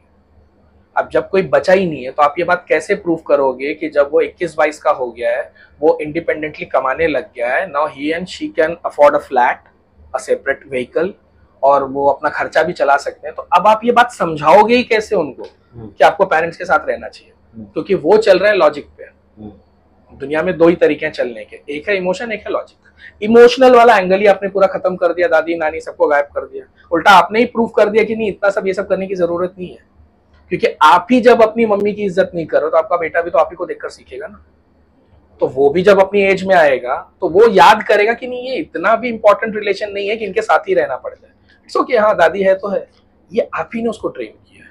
अब जब ये वैल्यूज आप हटाओगे तो इमोशनल एंगल तो वहीं पे खत्म हो गया, अब चलेगा लॉजिकल एंगल। तो लॉजिकली तो वो लोग सही है ना, लॉजिकली वो आप पे डिपेंडेंट थे 21-22 तक, तो वो आपके दम पे पले बढ़े। अब वो लोग इंडिपेंडेंट हो सकते हैं तो वो सेपरेट हो गए, तो आपको इनके प्रिकॉशंस पहले लेने पड़ेंगे। इसीलिए मैंने कहा कि सॉल्यूशन पेरेंट्स है, सॉल्यूशन बच्चा नहीं है। पेरेंट्स ये प्रॉब्लम सॉल्व कर सकते हैं, बच्चा नहीं सॉल्व कर सकता। बच्चे के अंदर अगर आपने बचपन में डाल दिया होता कि देखो ये एक औरत है, इसने मुझे पाल पोस कर बड़ा किया, इसी औरत की वजह से आज मैं यहाँ पे हूँ, इसी औरत की वजह से मैं कमा रहा हूँ, उसी कमाई से पैसा आ रहा है, उसी पैसे से आपकी पढ़ाई लिखाई हो रही है, तो उस बच्चे को लगेगा कि ना, मुझे ये औरत के लिए बुढ़ापे में कुछ अच्छा करना है। बट ये आपने बोला कि ये औरत के लिए बुढ़ापे में अच्छा करना है, लेकिन उस समय तक जाते जाते लड़कों के लाइफ के अंदर एक लड़की आती है, फिर उनको प्यार हो जाता है, या लड़की के लाइफ में लड़का आता है, उनको प्यार हो जाता है, फिर वो एक स्पेसिफिक इंसान के लिए पेरेंट्स को छोड़ दिया जाता है। ये प्रॉब्लम भी वहीं से आती है, पेरेंट्स से आ जाती है। बिल्कुल, देखिए पेरेंट्स ने अगर लेकिन आपको, क्या है, धोखा नहीं हुआ? ये बहुत बड़ा धोखा है, धोखा है। मैं धोखा क्यों बोलने से थोड़ा बचने की कोशिश कर रहा हूँ, उसका रीजन ये है कि अगर मैं धोखा बोल देता हूँ तो मैं लॉजिकली प्रूफ कैसे करूंगा? अगर एक लड़का है, उसने अभी अभी अपने माँ बाप को वृद्धाश्रम में डाला है, तो यहाँ तक की कहानी अगर मैं सुनाऊंगा तो कोई भी उस लड़के को कोसना शुरू कर देगा। पर अगर मुझे पता चले कि उसके माँ बाप ने भी अपने माँ बाप को छोड़ दिया था तो, लेकिन अगर उनके माँ बाप ने माँ बाप को नहीं छोड़ा था, वो साथ में है, लेकिन ये नया जनरेशन है जो नहीं रखना चाहता। दिक्कत ये है ना कि आप हर चीज को इमोशनल एंगल से सॉल्व नहीं कर सकते। जिसको ठीक करना होता है हमको उसका एंगल पकड़ना होता है, तो हम ठीक कर रहे हैं आज की जनरेशन को, और आज की जनरेशन का एंगल क्या है? लॉजिक। तो या तो आप लॉजिक से उनको इमोशंस की तरफ लाओ तो वो आपकी बात सुनेंगे, और या तो फिर आप लॉजिक से ही उनको समझो। लॉजिक से आप ये बात कैसे प्रूव करोगे? होगी नहीं। वो सही है अपनी जगह पे कि भाई हम आपको क्यों झेलें, अगर हम आपके साथ रहेंगे तो हम अपने पर्सनल मोमेंट्स कैसे एंजॉय करेंगे। वो लॉजिक से चल रहा है। आपने अगर पहले ही उनको लॉजिक की जगह इमोशंस पे ले आए होते, कैसे? जैसे अभी एजुकेशन पे हम लोग बोल रहे हैं, ज्यादातर ये डिस्कशन स्टूडेंट्स ही सुनेंगे, तो मैं ये स्टूडेंट से पूछना चाहता हूँ कि लास्ट टाइम कब इन्होंने सोशियोलॉजी पे लेक्चर सुना था? हमारे यहाँ पे सोशल साइंस कब पढ़ाया जाता है? आपके एजुकेशन से सोशल साइंस गायब है। सोशल साइंस गायब है तो सोसाइटी की समझ ही गायब है। जब सोसाइटी की समझ गायब हो जाती है ना, तब आप अपने को ही सेंटर ऑफ यूनिवर्स समझ के जीना शुरू कर देते हो। जब आप खुद को सेंटर ऑफ यूनिवर्स समझोगे तो मैं अब आपको लॉजिकली कैसे प्रूव करूं कि पेरेंट्स इंपॉर्टेंट है, और वो भी उस टाइम पे कैसे प्रूव करूं जब वो आप पे बर्डन बन गया। क्योंकि मैं कुछ भी बोलूंगा उसका तर्क कहां से लाऊंगा मैं? तो मुझे ये बात गलत है बोलने से पहले सोचना पड़ेगा कि मैं इसका प्रूफ कहां से दूंगा। मैं प्रूफ नहीं दे सकता, क्योंकि मैं जो प्रूफ दे रहा हूं वो इमोशनल प्रूफ है कि दिस इज एक तरह का ये धोखा है। उन्होंने आपको पाल पोस कर इतना बड़ा किया, सेटल कर दिया, और अब आप इस एज में उनको आप हटा दे रहे हो। बराबर, ये धोखा है। पर कौन से बेसिस पे धोखा है? ये इमोशनल बेसिस पे धोखा है। लॉजिकली तो ये ठीक ही है उनके हिसाब से। इसीलिए आपको अगर कुछ करना है तो आपको अपनी फैमिली वैल्यूज फिर लानी होगी। आप कैसे ला पाएंगे वो? आपकी खुद की ट्रेनिंग। बच्चे जब आपके पल बढ़ रहे थे, आज आप अपने एजुकेशन सिस्टम की दो फनी बातें बताता हूँ। जब भी आप टीचर, आपने भी देखा होगा कि जब बच्चा पेपर लिख रहा होता है तो हम लोग उसको बोलते हैं कवर योर पेपर। जैसे ही वो अपनी एजुकेशन कंप्लीट करेगा और वो जैसे किसी जॉब पे ज्वाइन करेगा तो हम उसको बोलेंगे अरे शेयर नहीं करता अपना नॉलेज। 15 साल आपने उसको ट्रेन किया था कि शेयर नहीं करना नॉलेज, शेयर किया तो फेल कर दूंगा, शेयर किया तो ये कर दूंगा। 15 साल के बाद आप अचानक से उसको जज कर रहे हो कि तू तो शेयर ही नहीं करता, देखो तो हम टीम में कुछ बना ही नहीं सकते, कोई पोजीशन ही नहीं दे सकते।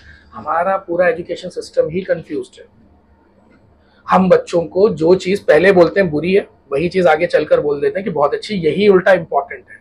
ये कंफ्यूजन कोई तो दूर करे, या तो स्कूल दूर करे या तो घर पे पेरेंट्स दूर करें। एजुकेशन को आप साइड हटा दोगे और आप बैठे बैठे सोचोगे कि सारी बातें बातों में सॉल्व हो जाए, वो नहीं हो। पहले एजुकेशन सिस्टम ये नहीं था, पहले था गुरुकुल सिस्टम। गुरुकुल सिस्टम था, लोग एक दूसरे से जुड़े हुए होते थे।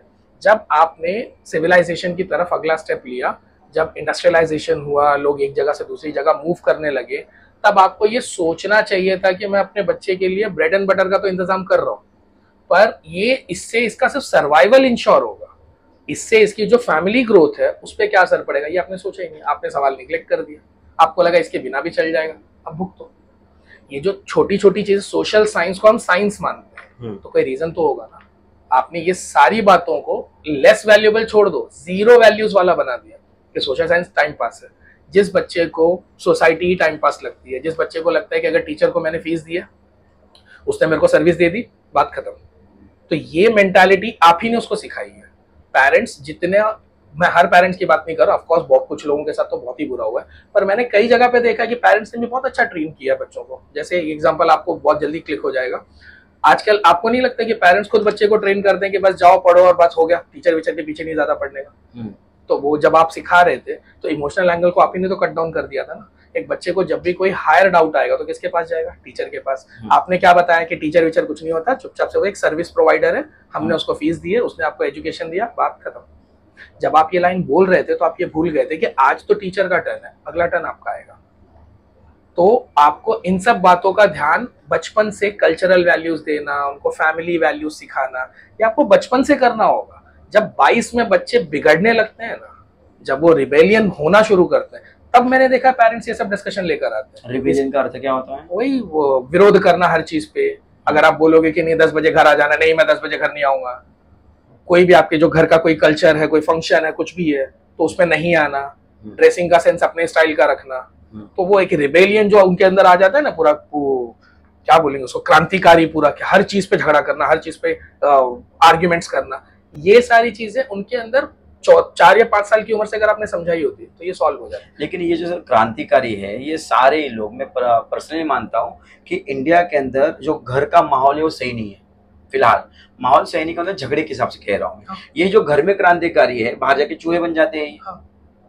और उनको यही नहीं समझ में आता कि बाहर की लाइफ इंपॉर्टेंट सेकेंडरी हो गई, घर की पर्सनल लाइफ तो प्राइमरी हो गई है। पर मैं यही तो समझा रहा हूँ ना कि फिर ये प्रॉब्लम सॉल्व कैसे हो। उनको आपको एजुकेट करना पड़ेगा, उनको आपको ये प्रूव करना पड़ेगा कि भाई अगर आप इस तरह का बिहेवियर रख रहे हो कि घर के अंदर तो आप दुनिया भर का, ये नहीं चाहिए, ये चाहिए, ऐसा नहीं चाहिए, वैसा चाहिए, पर बाहर जाके तो आप बराबर कॉम्प्रोमाइज कर रहे हो, तो इससे हो क्या रहा है कि आपकी फैमिली लाइफ खराब हो रही है। ये जो फैमिली लाइफ खराब हो रही है, इससे आपकी आगे का पूरा फ्यूचर ही खराब होगा। ये उनको समझाने वाला भी तो कोई होना चाहिए ना। वो समझाने वाले पहले कौन थे? घर के लोग हुआ करते थे। अब आपने खुद ही न्यूक्लियर फैमिली का डिसीजन लिया था, तो अब आप अपने बच्चे से क्या एक्सपेक्ट करते हो? अब अगर आप ही उनको ये सिखाने की कोशिश करोगे कि देखो मैं आपका माँ बाप हूँ and I am very much important, मुझे बुढ़ापे में धोखा नहीं देना, तो वो इतने बेवकूफ थोड़ी है। उनको भी तो दिख रहा है कि ये तो आप अपने फायदे की बात कर रहे हो। यही बात पहले कोई दूसरा करता था, जिसका उस बच्चे के साथ बहुत अच्छा बॉन्डिंग होता था फैमिली में, और तब वो बच्चा उसकी बात को सुनता था। वो कई चाचा होते थे, कोई फूफा होते थे, किसी की कोई बड़ी बहन होती थी, कोई भाभी होती थी, कोई जीजा होते थे, कोई ऐसा होता था फैमिली में जो ये बातों को समझाता था, और सामने वाले की नजर में उसकी बातों का इम्पैक्ट भी होता था। बच्चे सीख जाते थे। पहले भी ये वैल्यूज आसमान से तो नहीं आई थी, ये सोसाइटी से ही आ रही थी। आज आपने बच्चों को समझा दिया, अपना देखो। याद करो, आप स्कूल जाने से पहले जब माँ बच्चे को छोड़ती है गेट पे तो उसका कॉमन डायलॉग है कि पेंसिल शार्पनर किसी को देना नहीं, टिफिन किसी को शेयर मत करना, अकेले खाना। ये आप क्या सिखा रहे हो उसको? तो ये आप ही ने उसके अंदर डाला था। बस आपको लगा कि ये बात टिफिन तक ही रह जाएगी, ऐसा होता नहीं है। अगर आपने बच्चे को टिफिन के नाम पे सिखा दिया ना कि टिफिन शेयर मत करना, तो वो बात वो टिफिन तक ही नहीं रखेगा। उसके दिमाग में ये आएगा कि शेयरिंग ही बुरी होती है, और वो वहां से अगर उसको कोई मिल गया अच्छा टीचर जो उसको समझा दे कि नहीं देखो ऐसा नहीं होता, यहाँ तक शेयरिंग ठीक है, यहाँ तक शेयरिंग खराब है, ये समझाने वाला इस सोसाइटी में बचा कौन है? आप आज के टीचर्स देख लो, आज के जितने टीचर्स हैं वो खुद भी सबके सब मिलेनियल्स ही निकलेंगे। मिलेनियल्स को किन्होंने ट्रेन किया है? मिलेनियल्स मतलब जो 90s में पैदा हुए थे। ओके। तो वो सब मिलेनियल्स हो गए। अभी जो जनरेशन चल रही है वो जेनजी हो गए। तो जेनजी को ट्रेन कौन कर रहा है? मिलेनियल्स। मिलेनियल्स को खुद ही कल्चरल ट्रेनिंग क्या मिली है? 0। तो वो खुद ही इसमें बिलीव कर रहे हैं कि नहीं वो लिव इन रिलेशनशिप होना चाहिए, वन नाइट स्टैंड होना चाहिए, देन मल्टीपल पार्टनर्स होने चाहिए। तो ये मिलेनियल्स एडमिट कर चुके थे ऑलरेडी, और अब यही मिलेनियल जेनजी को ट्रेन कर रहे हैं। तो आप सोचो जेनजी का हाल क्या होने वाला है, क्योंकि जो ट्रेन करने वाले हैं वो खुद ही इस गलती में फंसे हुए हैं। तो वो मॉरल लेक्चर देंगे किस बेसिस पे? मोरालिटी के साथ दिक्कत क्या है ना कि मोरालिटी बोली नहीं जाती है, वो जी जाती है। तो आप बोलने को तो तैयार हो जाएंगे कि देखो फैमिली के साथ रहना चाहिए, फैमिली, पर आप खुद ही नहीं जी रहे हो। तो बच्चा भी ये सारी बातें देखता है। हम बच्चों की साइड से बस ये वृद्धाश्रम का एग्जाम्पल दे देकर, ये मैंने बहुत जगह देखा है कि हमेशा पेरेंट्स को जस्टिफाई किया जाता है, पर मेरा ये बोलना है कि वो पेरेंट्स वृद्ध अचानक से तो नहीं हुए ना। तो वो पहले 60 साल में वो ऐसा क्या कर रहे थे जब उनको दिखा? बच्चा रातों रात तो नहीं बिगड़ा होगा। तो इन 60 सालों में जब आपको दिख रहा होगा ना, किसी पॉइंट पे तो आपको लगने लगा होगा कि नहीं बच्चा आप हमारी वैल्यू नहीं कर रहा है। तो उस वक्त आपने क्या स्टेप लिया? उस वक्त आपने 2 दिन जॉब का छुट्टी क्यों नहीं मारा? उस दिन आपने घर के 4 काम छोड़कर उस बच्चे के साथ आप क्यों नहीं बैठे? उस दिन आप क्यों नहीं लेकर गए उसको उसके किसी रिश्तेदार के पास जिसकी वो सुनता हो? क्यों नहीं लेकर गए किसी काउंसलर के पास? उस दिन आपने अगर मोरालिटी का लेक्चर दे दिया होता, और अगर किसी समझदार इंसान ने उसको समझा दिया होता कि देखो मोरालिटी इसलिए जरूरी है कि विदाउट मोरालिटी ऑप्शनल नहीं है। आप किसी को भी जाकर ये बात बोलकर देख लो, बोले अरे क्या यार मोरालिटी पे लेक्चर मत दे, आप बोल के देख लो। आप एथिक्स पे बोलो, मोरालिटी पे बोलो, बोले अरे क्या भाषण दे रहा है। लोगों को ये बातें भाषण लगती, इन्हीं की वजह से हम सिविलाइज्ड हो पाए। अगर जंगल में एक फ्रूट मिलने पे मैं अकेला खा गया होता तो उस दिन मैं अकेला ही जिंदा बचता, आप मर जाते। तो जंगल में भी हमको ये अक्ल थी कि अगर एक फ्रूट मिल गया ना तो आधा आप खा लो, आधा मैं खा लूं, ताकि दोनों जिंदा रहें। दोनों जिंदा रहेंगे ना तो कोई अगर जानवर आ गया तो उससे दोनों लड़ पाएंगे, अकेले कैसे लड़ूंगा? वो सेंस गायब कहाँ से हुआ? आप ही ने लोगों को सिखाया अपना देखने का, अपना अपना देखा। और ये लाइन बहुत फेमस है, अपना अपना देखने का। हर जगह, हर रिलीजन, हर आपको सब जगह ये लाइन मिलेगी कि भाई वो दूसरे का देखने से पहले अपना देखो। ये आप ही उनके खून में डाल रहे हो। और फिर ऑल ऑफ सडन आप 60th ईयर में जाकर अगर कंप्लेन करोगे कि देखो अब हमारे बच्चे हमारी रिस्पेक्ट नहीं करते, नहीं होता ऐसा। ये प्रॉब्लम्स तब सॉल्व की जाती हैं जब बच्चा 5 साल का था, 10 साल का था। ठीक है, आपने उसके ब्रेड बटर के केस में बहुत ज्यादा सेक्रीफाइस किया, आप दिन भर काम पे रहे, पर ऐसा काम किस काम का जिसके बाद आपने बच्चे को वो वैल्यूज ही नहीं सिखाई जिसका आज आप रोना रो रहे हो। थोड़ा सा उसमें कॉम्प्रोमाइज कर लेते हैं। आप अब्दुल कलाम को देख लीजिए, उनका स्टेटमेंट है कि मुझे अपनी लाइफ की सबसे बेस्ट सीख अपने फादर से मिली है। उनकी कहानियां है कि जब मम्मी की रोटियां अगर जल भी जाती थी तो मैंने कभी फादर को कंप्लेन करते नहीं सुना। आज आप जाकर अब्दुल कलाम के सारे वीडियोस देख लो, वो आदमी एकदम कूल एंड काम मिलेगा आपको। ऐसा आदमी ही नहीं पैदा हुआ इस अर्थ पे जिसकी डेथ पे मैंने किसी को बुरा बोलते नहीं सुना। मैंने बड़े बड़े लीडर्स की डेथ देखी है, पर कभी ऐसा नहीं हुआ कि उस लीडर को कोई गाली ना दे रहा। Abdul Kalam was the first one. क्यों हुआ वो ऐसा? पेरेंट्स की ट्रेनिंग थी, और ये तो वो खुद बोल कर गए, मैं उनके बिहाफ में नहीं बोल रहा हूँ। उन्होंने अपने फादर को इस तरह से बिहेव करते देखा था, that's why he learn from there. अगर आप भी ऐसा एग्जाम्पल बचपन में सेट करते हैं ना, तो आपके भी बच्चे सीखते हैं। मैं ये नहीं बोल रहा 100 के 100 बच्चे सीख जाते हैं, पर रेशो उतना तो बुरा नहीं होता जितना बुरा चल रहा है।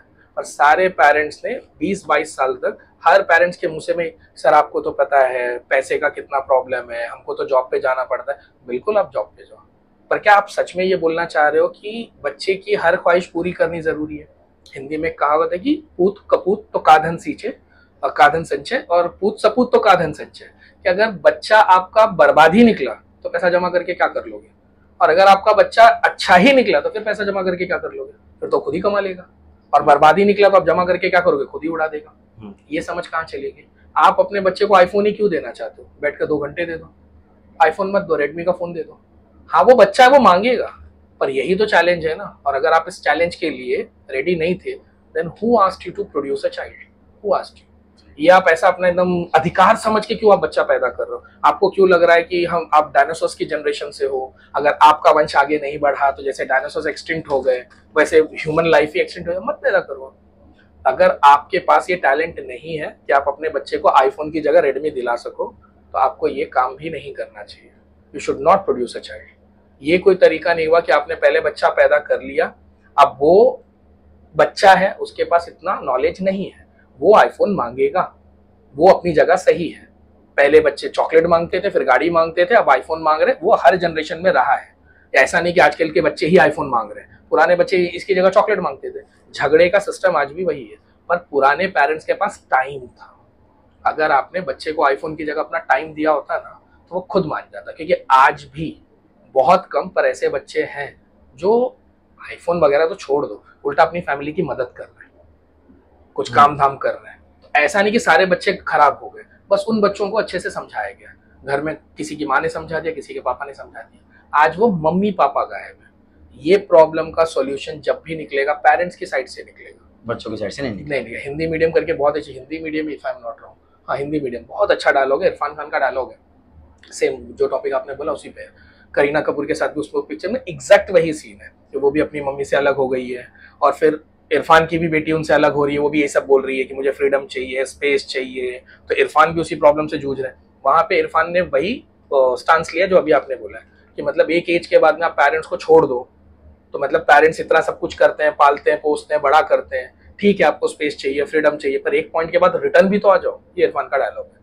तो ये बात बच्चों को आपको पहले सिखानी पड़ेगी, या 22 की उम्र में उनके दिमाग में डालोगे तो फिर वो लॉजिकल हो चुके हैं। Now they are thinking everything rationally, और अब आप जाके उनको इमोशनल एंगल दे रहे हो। 22 साल में उनकी ट्रेनिंग हो चुकी है। सारे लोग जानते हैं 6 या 7 साल तक बच्चा अपनी मैक्सिमम ट्रेनिंग ले लेता है, उसके बाद उसके दिमाग को मोल्ड करना बहुत मुश्किल होता है। तो आप कहाँ थे ये सब करने के टाइम में? ये तो आप ही के हाथ में था, वो तो बच्चा था भाई, वो आप पे डिपेंडेंट था ना, आप थोड़ी उस पर डिपेंडेंट थे। और अगर आपकी हालत इतनी अच्छी नहीं थी तो आपको ये डिसीजंस पहले सोचने चाहिए थे, you could have delayed it. पर ये बच्चों को बार बार ब्लेम देना कि नहीं बच्चे वृद्धाश्रम में भेज देते हैं, वो ठीक है, वो वही कर रहे हैं जो उन्होंने ट्रेनिंग मिली उनको। ट्रेनिंग तो आपके हाथ में थी। आप उनसे पूछ रहे हो कि आप गलत ट्रेन क्यों हुए।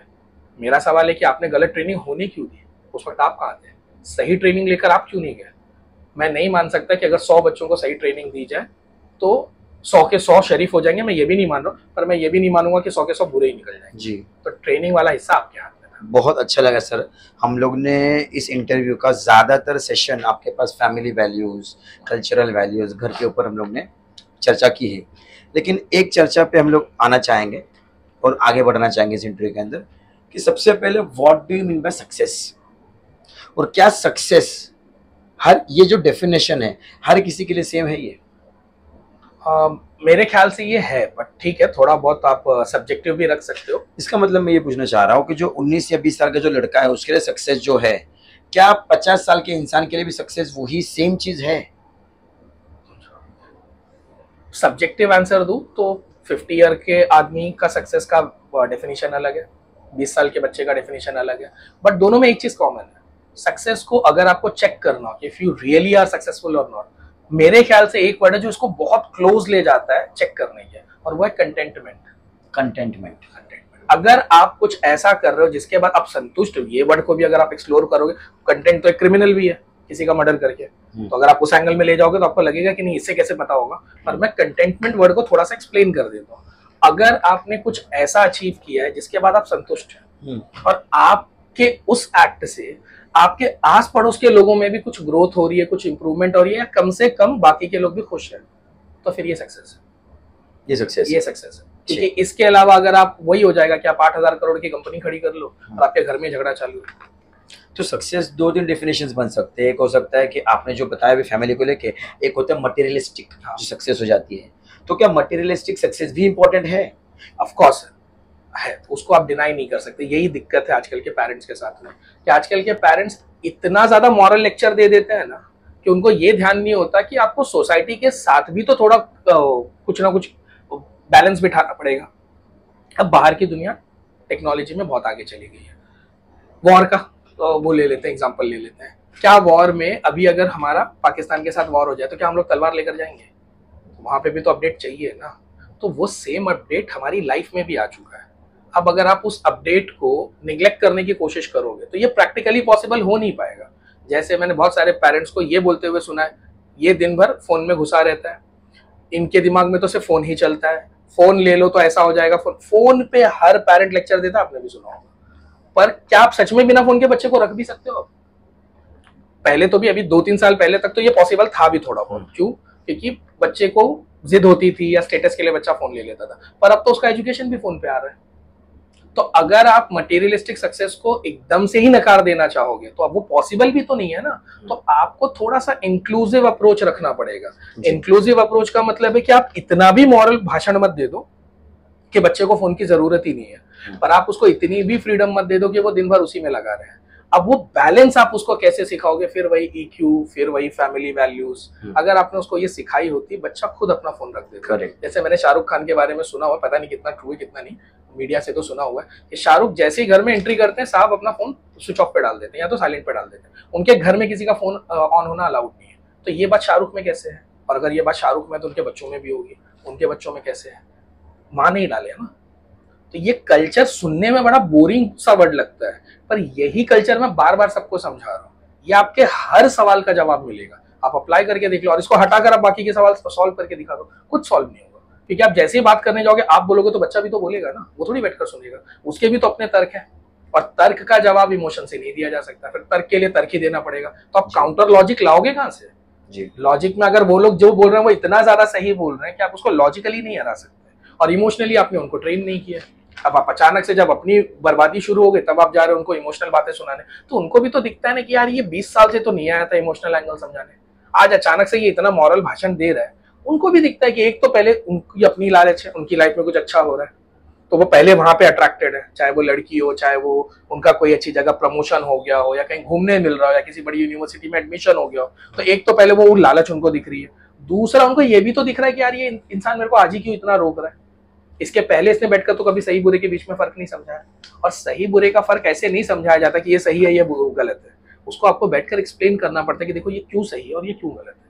अगर आपके पास इतना टाइम नहीं है कि आप ये सही गलत का एक्सप्लेनेशन दे सको, छोड़ दो, मत बच्चे पैदा करो। आप अपने लिए भी डिजास्टर क्रिएट करो, सोसाइटी के लिए भी। इस वक्त सोसाइटी में जो कुछ भी बुरा हो रहा है वो ऐसे ही बच्चों की वजह से हो रहा है जिनकी परवरिश ठीक से नहीं हुई थी। अगर उस वक्त उनके घर में कोई होता जो उनको ये सही गलत का फर्क समझा पाता तो वो बच्चे इतने बुरे नहीं थे।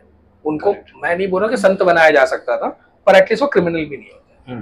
तो सक्सेस की डेफिनेशन अगर आप उनको बचपन में समझाते कि आपके पास एक 6 लाख की कार है पर उसमें पूरी फैमिली जा रही है। तो देखो we all are connected, we all are together. ये अगर आप बचपन में समझा देते ना तो वो 60 लाख की कार के लिए नहीं भाग रहा होता।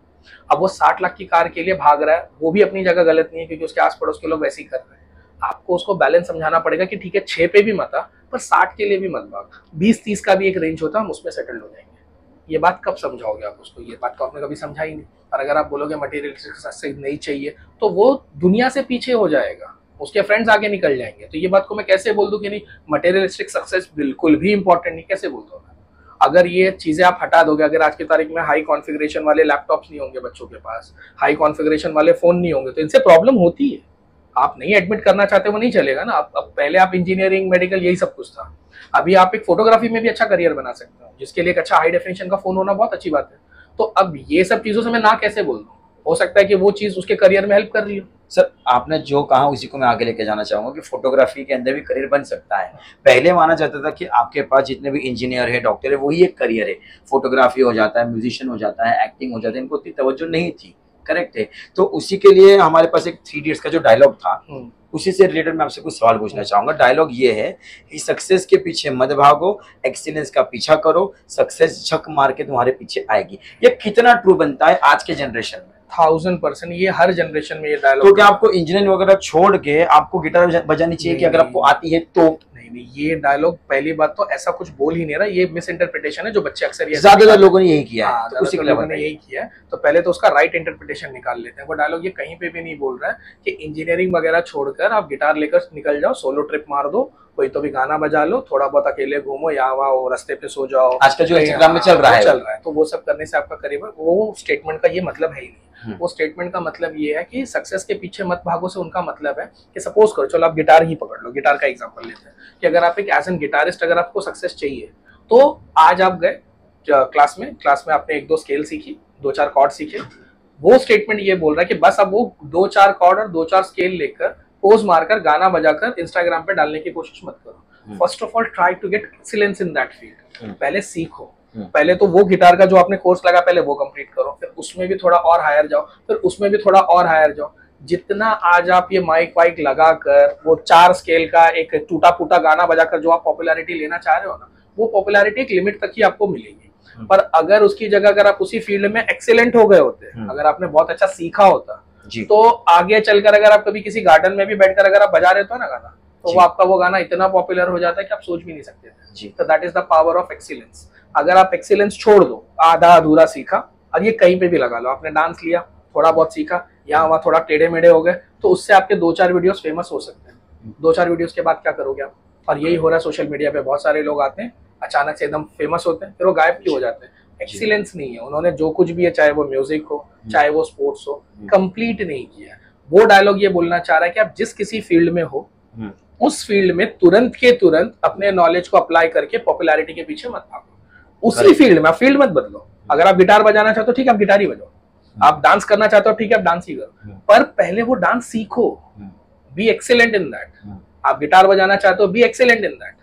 तो वो नहीं बोल रहे हैं आपको कि नहीं आप इंजीनियरिंग छोड़कर पेंटर बन जाओ, पर पेंटिंग में ही अगर करियर बनाना चाहते हो तो उसमें भी तो कुछ सीखने जैसा है।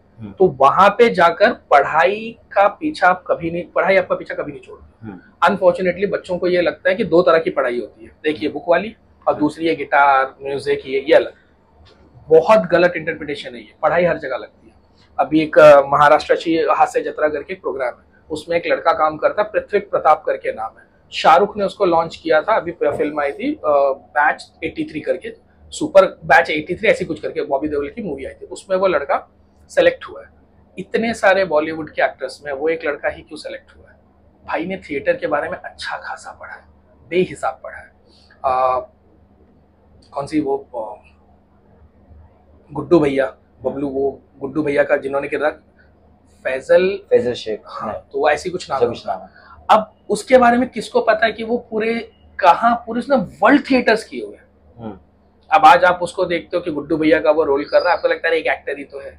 एक इंजीनियर से 10 गुना ज्यादा पढ़ाई की है साहब ने। अच्छा, जितने भी इंडस्ट्री के एक्टर है, जिनको भी आप फेमस मान रहे, आपने उनकी कभी पढ़ाई नहीं देखी। पीयूष मिश्रा जो आजकल बहुत चलते हैं, गैंग्स ऑफ वासेपुर में जो थे, उनके चाचा बने थे वो मनोज वाजपेयी के साथ में, आप जरा उन्होंने पूरे भगत सिंह की सारी किताबें पढ़ी हुई है। अगर इंडिया में आपको भगत सिंह के बारे में सुनना हो तो लोग किसी प्रोफेसर के पास नहीं जाते, पीयूष मिश्रा के पास जाते हैं। ये लोग इतने हाईली क्वालिफाइड हैं। अनफॉर्चुनेटली बच्चों के दिमाग में बैठ गया कि नहीं, अगर ये वाली पढ़ाई और गिटार वाली पढ़ाई दोनों अलग अलग होती है। मेरे गिटार के सर बैंक में मैनेजर है, उनके सिर्फ नोटेशंस लिखने को अगर मैं सीखना चाहूँ तो मुझे मिनिमम 3 साल लगेगा। मुझे 3 साल लग रहा है, उनको उससे ज्यादा लगा है। तो ये आपकी गलत फहमी है कि गिटार मतलब टाइम पास की चीज है, मजे की चीज है। पढ़ाई वहां पे भी है, डांस टाइम पास की चीज नहीं है, पढ़ाई वहां पे भी है। पढ़ाई आपका पीछा कभी नहीं छोड़ने वाली।